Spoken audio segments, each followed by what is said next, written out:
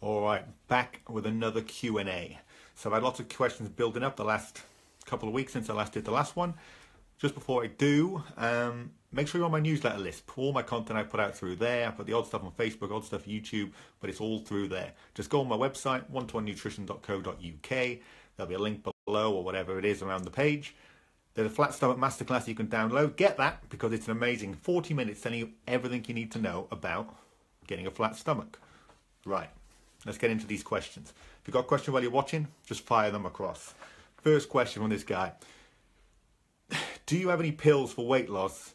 I haven't got time to exercise.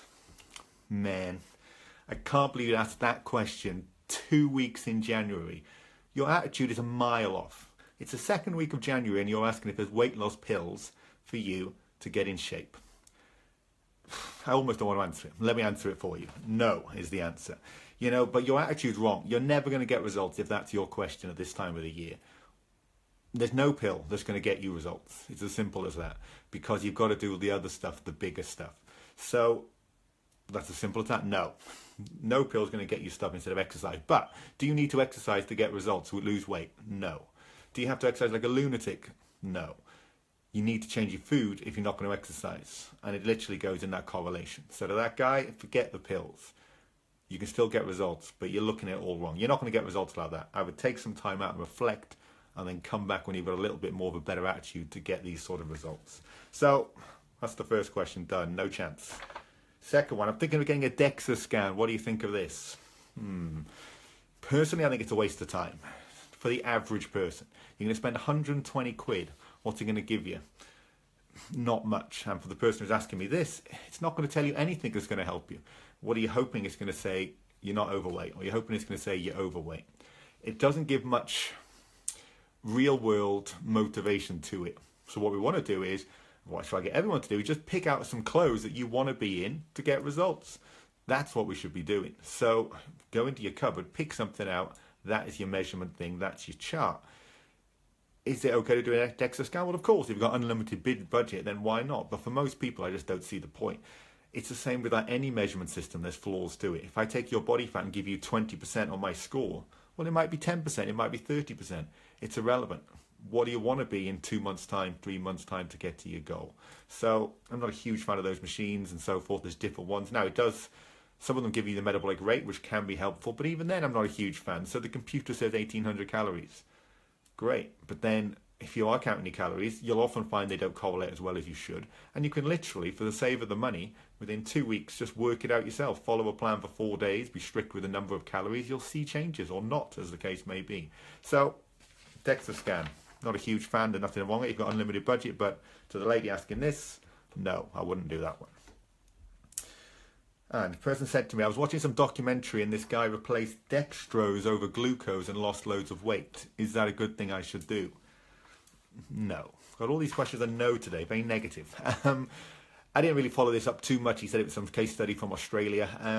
But there's literally nothing you can do where you replace one thing with another thing and get magical results.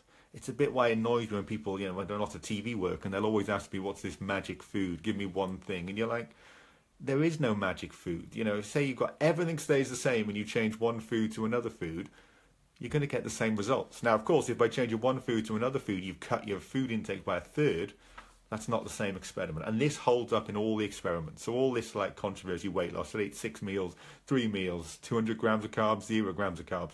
When people get locked in a room, therefore they can't cheat, all these differences sort of get ironed out so that the debate about them becomes almost pointless because you're talking about 1% influence, 2% influence, where most people are like 50% off. So you're better asking the sense, what should I do to get all this other stuff in place rather than arguing about this little thing that's going on here.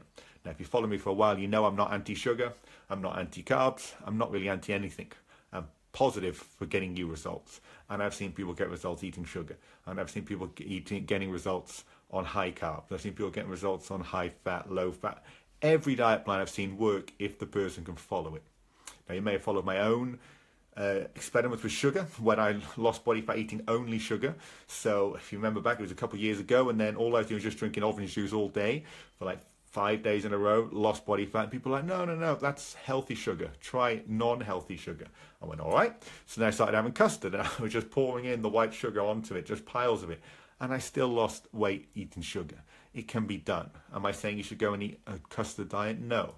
But this vilification of foods, it's okay if it motivates you to stick better to a food group going forward. But for most average people, it doesn't. It's just the opposite. By you vilifying a certain food, be it sugar, which is the rage now, it used to be fat, carbs obviously in the interim between those periods. For most people, it just means that they can't follow their plan. And the result is, and no results. If you can't stick to, I talked about this last time, if you can't stick to your plan for the time it takes you to get there, you by definition are not going to achieve it. Most people are between 4 and 6 months away, 4 weeks to 12, 16 weeks from making a massive change. But most people, the average person, is 3 to 6 months. So you've got to make sure your plan of action could be followed for 3 to 6 months. Otherwise, what's the point? So, answer that sugar question, no. Changing one sugar type to another sugar type will not get you results if everything else stays the same. Another question, how do I prepare for an ultra distance event? So, the best one for this is early preparation, which isn't that helpful. But a lot of people sign up, and I come to people who are panicking about marathons, panicking about this because they've left it pretty late. And what happens is if you leave it late, you need a lot of luck. Luck in terms of injuries. Because this is the main issue when you get into marathon season. Now, I've got a client right now running 24 kilometers this morning in the snow and whatever. You've got to be lucky if you've left it to the last minute, because, and this lady in particular has left it a little bit to the last minute, because the biggest thing that'll stop you is not building up the fitness, is getting injured so you can't do the events. Because when you get to ultra distance events, so this one was like 53 miles, you can't just get away with 5 miles in training. You've got to get up to 30 miles, 35 miles, or whatever in training for a 50-mile race. That's a big toll on the body. And if you've left it last minute, so we have to start on 15 miles, then 20 miles a week later, 25 miles 2 weeks later, you need to be in very good alignment to not get injured. Most people I see with marathon training, they do too much training and they get too injured. So I have my clients just do one long run every 2 weeks so we can rehab in between, and then they get some nice results. Again, this is for first time running. If you're obviously a different level, you've done different marathons, you know more of your body, it's different. But for the average person who sits in an office all day and then wants to go 26 miles for a marathon, longer for an ultra distance, your biggest issue is injuries. So it's staying clear of that and then gradually building it up until you're up to a good chunk of that distance. You don't have to do the whole distance in training, obviously, but you need to probably get at least 50%, ideally probably up to 75% in training, depending what you're doing. Next question, where are we at? A couple of people asked me, a good personal trainer course. I'm not the best for knowing what the best personal trainer course is. Now, what I say to most people is know the facts. 80% of people who join personal training industry, fitness industry, they're gone within a year. So that's 80%. So 8 out of 10. So think about it. If you're going to do a really expensive course, I hope you know you're going to stay with it afterwards. That's the problem. It's a tough industry to be in, which is why people drop out. It's not easy to make money. It's not easy to work with people. It's very competitive in that there's people like myself who've done it for years who would do it for free, love the whole game. So it's a competitive thing in that sense. So what I say for course, I don't know what the courses are, but I just get the cheapest, easiest one to get me through the door, because that's important. And then if you are still within the industry as you go along, you're not one of the 8 out of 10 dropouts, you can obviously build to it. More important than learning is doing it yourself. I've learned more from working with coaches, my own coach, trainer coach, doing courses where people have coached me, nutrition. I've learned more from that than any training course that I've sat through. You as the experiment is huge. So for anybody who's coming into the industry, I would say get somebody to train you as a fitness client. You'll learn so much from it. It's unbelievable. So that's what I would say on that one. Next question. Oh, along similar lines, a few people ask me about my online training. No, it's not ready. No, I haven't launched it. Yes, I have been harping on about it for a year, but it is very close. And I've already got a guy, just what I said, just new to the industry, he's going to work with me. He'll get so much from that, more than any course he's done. So if you're thinking about that, I would also consider, just drop me a message. Next question. How should I train my friend who's new to exercise? So a lot of times now, if you're a regular exerciser, you're going to get people coming to you, like I suggested in my video on Monday about how to get your body this year. Set up connections with other people. It's huge. It's probably the most important thing you can do. Don't try this on your own. On your own is almost guaranteed to fail. So a lot of people are asking other people, hey, you go to the gym, can I train with you? What's the best way to train them? It's simple. One goal you've got is to make sure they enjoy that exercise session. That is it. So you're taking your friend down the gym, don't worry about anything else, but do they come out of the gym enjoying it? So it doesn't matter how much weights they lift, doesn't matter how hard they work out, it doesn't matter. And if you can help your friend go twice a week to the gym for 2 months and they enjoyed every single one of those sessions, you have almost created a habit of the gym for them. And then you can worry about what to do once they're getting regular. So if you're taking a friend to the gym, your partner, whatever, and this also goes to like giving them new experiences. So I was chatting to a boyfriend, girlfriend in the gym. She was just starting to do weights with him this year. First time. She's always a cardio person. So it'd be the same goal. What's his goal? Well, he was killing her, but that's because he was doing it wrong. What he should have been doing was just training her to enjoy the weights. And if he does that twice a week for 4 to 6 weeks, you'll see. She'll do it regularly and then she'll do it on her own. It's about confidence. You know, Tim Ferriss talked about this in his 4-Hour Workweek book. Or maybe it's the other one. Anyway, the key to learning skills is enjoying the early stages. That is it. So if I want to become skillful in the gym, I must enjoy the early stages. And you look at how most people handle the gym, they don't really enjoy it. It's sort of a battle to get them in there and then they drop out. Next question. What's the best glute exercise? So, I'm always getting this every week in some form. The best glute exercise is waking up your ass. Almost, not everybody, but a vast majority of people, their bum does not work. So what does that mean? You're doing an exercise that should work for your bum, but instead of it getting it 80% effort from the glutes, it's only at 40% effort. And you're feeling it in your thighs a bit, your knees a bit, your back a bit. It's very common that the bum won't work. So the quickest way to get the glutes to work is stretching the thighs. It's using foam rollers if you know how to use foam rollers properly, which most don't. There's an article on my website about that.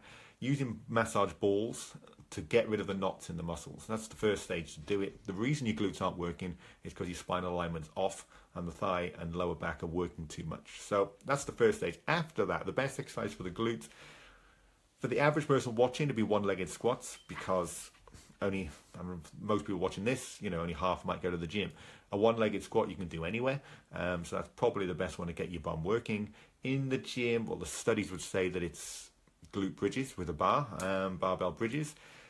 Squats, it depends on how you do them. So the simple rule of thumb is if you're not feeling it burn in the gym at all, then it's probably not doing it as much as it could. So after that, there's a variety of exercises to get different parts. The glute medius muscle does a different job to the glute max, so you'll want to get them both. But in simple, try get the glutes awake. There's a video somewhere on my YouTube channel about that. I'll try and post a link if I can find it. Get the glutes awake. One-legged squats will work for most people, especially if you haven't got a gym. And if you're in a gym, barbell bridge, and then the normal squat repertoire will take it from there. What have I got here? Who is Jordan Peterson? So I had a few people, because you saw watching my Snapchats and stuff like that. I was at Jordan Peterson's lecture on Monday night getting his new book. Where's his new book? 12 Rules of Life.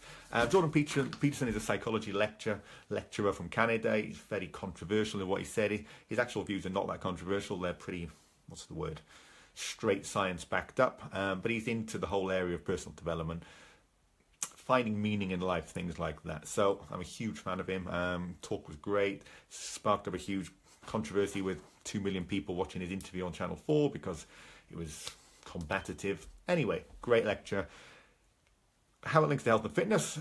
Well, it's interesting. The reason health and fitness is so tough to get results is because it's integrated into every area of your life. This is why I've always loved it, because of the challenge. So other areas of your life, for example, you could set up a successful business and ignore other areas of your life and still be very successful. Health and fitness is harder to do that because your emotions are tied to your eating, your emotions are tied to your moving. So for a lot of people, they run into a bit of trouble and they have to actually look at other areas of their life to unravel this sort of area, which makes it difficult. So that's why I'm always following different self-help experts, and Jordan Peterson was one of them. So it was a great honor to see him talk, and definitely his stuff has helped me. It definitely helped lots of my clients, some of the techniques to use. So that's what I was at Monday night. His talk, Jordan Peterson. That answers that question. Now, what is wrong with drinking? So if you're on my newsletter list, you've seen I put out a thing about how to actually do dry January properly. And then a couple of people took offense that I was saying that drink is all bad. Well, what is wrong with drinking? let's get to the overall place. As far as health and fitness goes, it's not as bad as you think, statistically speaking. And I know lots of people in good shape who drink. It can, though, for lots of people, be a huge block. So it's very much personal dependent when it comes to drinking. I've not drunk for 10 years. It's a personal choice, but I'm pretty sure I could get in shape and still drink sensibly. So where's the truth lie? Well, the truth lies down to you as an individual. Does everybody need to give up drinking? No. But the question is it a problem? Now, where the biggest problem with drink comes is it messes up your whole routine. So what happens is you can get drunk on Friday night, you wake up Saturday morning hungover, you have a fry-up, you feel rubbish, you don't move. So then Saturday becomes Sunday, and then before you know it, that's a 2.5 day consequence of drinking. That's really bad, And obviously I've got city workers who I work with, and they're drinking literally every night. And what happens is they say I have to because of my clients, and I'm like, okay. But then I know other people who work in the same role in another bank who don't have to drink every night. And I'm like, well, you're both doing the same job. Could it be that you're setting up your lifestyle to justify the drinking and so forth? So my goal with any bad behavior, drink, chocolate, whatever, is you're choosing whether to do it. And that's a big distinction between getting sensible moderation and having the food or bad behavior, drink, control you and your results. So what does that mean? Basically, if I go into the drinking equation, if I go into a pub after work on a Friday and I feel this huge desire inside of me to drink, then you've got to ask, what's that from? And for many people, it's from the environment. Because if I went into a cafe at 6 o'clock on a Friday night, I might not have that same desire to drink. And if I went to a library at 6 o'clock at night, I'd probably have zero desire to drink. And if the same time of the day was giving different results, then what you're finding is your environment is influencing you. And that's what I mean by choosing. So put in another example, if I go to a pub on my own and I can sit there and not get drunk, but my two mates come down, I have to get drunk. That's again your environment, friends in this case, choosing you, not the other way around. So what my goal with all my clients is to just get them so they are choosing. Now, it's quite simple experiments you can do. And the point of my Dry January article that I sent out on Saturday or Monday, Sunday, whatever it was that if you're doing Dry January, can't say it, don't change your routine. So if you go out every Friday with your mates and it's Dry January, don't stay in. Instead, go out with your mates. And what that does is it's a bit awkward. You feel a bit weird, but by the end of it, you'd have been out 4 times, not drinking. You will now probably be able to choose whether to drink for the rest of the year. And that means some days you'll go out with your mates and go, right, I'm getting wasted. Brilliant. Other times you go out, to be honest, I've got things on this weekend. I'm not going to drink anything. That's what I mean by choosing. And this is what I want for my clients in every single area of their life. Food, restaurants, drink. And that's it. And once you've got it, it's very easy to be moderate and to eat moderately and sensibly. But if you haven't got that and your environment's controlling you, then that's where trouble's going to arise. So that answers that question. No, I'm not against drink, but I want people to be able to choose. Next question. Have I seen What the Health on Netflix? I've never watched Netflix. Oh my God, never watched it. No, I've wasted enough time watching things like I talked about earlier, Jordan Peterson on YouTube and other stuff. So I've not watched that film. But I've gone away from a lot of these over the years. I've watched a lot of them. My friend, he's made one of those films, a couple of the films. So they're good, these health films. But for me, I'm just about practical. Like, what can we do right here, right now to get results? Let me run an experiment. That's much more my thing. But I would like to watch it. But let's see what happens in the future. A couple of questions about what is body power? What are the fitness federations? So obviously some people, followers, friends are competing in different fitness model shows, bodybuilding shows. There's lots of different federations, and it's a bit, confusing. And this year has been lots of political turmoil, but basically the sum up for you, if you're thinking about doing fitness model shows, bodybuilding shows, then what I would say is there's different federations for different goals, and you just got to ask what your goal is. Some federations are very drug friendly, steroid friendly. Some are very not steroid friendly. So that's a consideration to take. Other federations, you're going to get a lot more time on stage than another. So Miami Pro, you're on stage a lot longer than you would for UKBFF. UKBFF, you're on 15 minutes, get off. Miami Pro is a bit more for the glamorous thing, different rounds and so forth. Some federations are more expensive. WBFF, much more expensive than some of the other ones. So there's different factors, and again, some are a lot more competitive, links a little bit more into the drug-friendly versus less drug-friendly regime. So if you are thinking about fitness modeling, bodybuilding things, There's a UK Athletics on Instagram did a great post on the different federations, which federation, the cost of federations, the competitive federations, how respected the federations. So if you are thinking of fitness model shows, go on the UK Athletics Instagram page. One of his posts will have this sort of thing. So there's like so many federations, 6 different ones. I just asked myself, what am I doing this for? And how much time do I want on stage? What am I trying to do? It's an interesting area, you know. Obviously, it's very popular now, fitness model shows. I've done, what, 2 or 3? Three of them. I'd like to go again if I can get big enough, but like I say, I'll definitely do a post on competing, because it's not always good for the mindset. It's not always good for the brain. There's definitely pros and cons, and so anybody who's competed would be able to agree with me on that sense. Where are we at here?